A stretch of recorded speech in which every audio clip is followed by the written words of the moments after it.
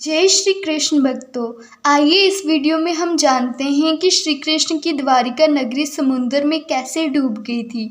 पौराणिक कथा के अनुसार जरासंध द्वारा प्रजा पर होने वाले अत्याचारों को रोकने के लिए भगवान श्री कृष्ण मथुरा को छोड़कर चले गए थे। श्री कृष्ण ने समुद्र किनारे अपने एक दिव्य नगरी बसाई। इस नगरी का नाम उन्होंने द्वारिका रखा।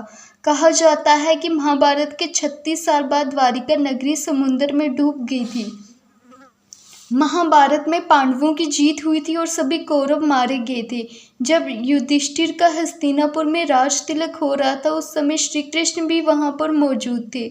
तब गांधारी ने श्री कृष्ण को महाभारत युद्ध का दोषी ठहराते हुए ये श्राप दिया कि अगर मैंने अपने राधे की सच्चे मन से आराधना की है और अपने पत्नी व्रत धर्म निभाया है, तो जिस तरह मेरे कुल का नाश हुआ उसी तरह तुम्हारे कुल का नाश भी होगा।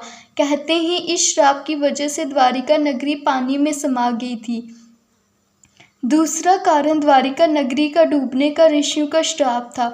एक बार महर्षि विश्वामित्र ऋषि कण्व द्वारिका गए। तब यादव वंश के कुछ लड़के ऋषियों के साथ मजाक करने के प्रयोजन से श्री कृष्ण के पुत्र सांब को स्त्री वेश में ले गए और ऋषियों से कहा कि ये स्त्री गर्भवती है, आप इसके गर्भ में पल रहे शिशु के बारे में कुछ बताइए।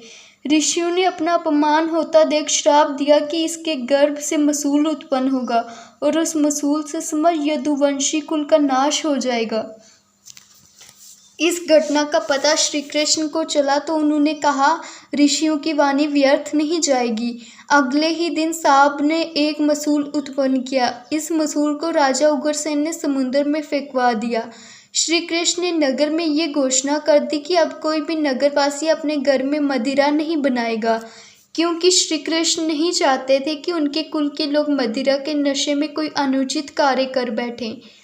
इसके बाद द्वारिका नगरी में बहुत अपशकुन होने लगे।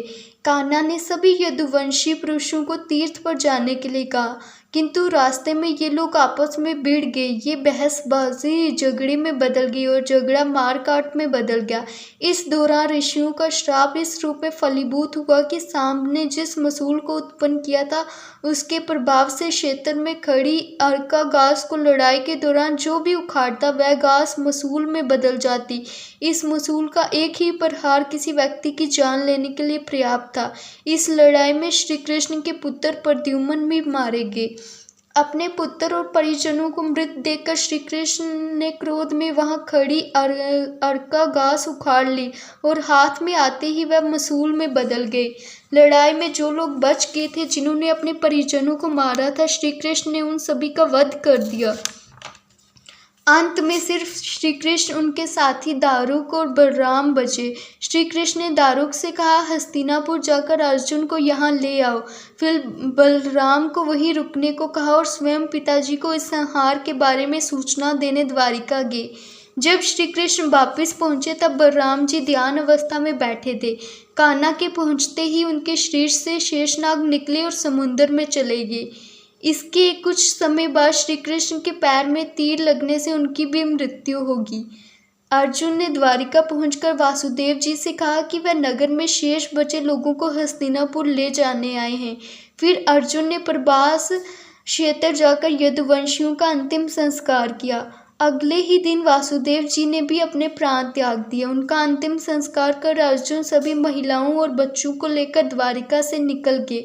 जैसे ही उन लोगों ने द्वारिका छोड़ा, द्वारिका नगरी रहस्यमय तरीके से समुद्र में समा गई। अगर आपको वीडियो पसंद आई हो तो लाइक करें, शेयर करें और प्लीज़ चैनल सब्सक्राइब करें। जय श्री राधे कृष्ण।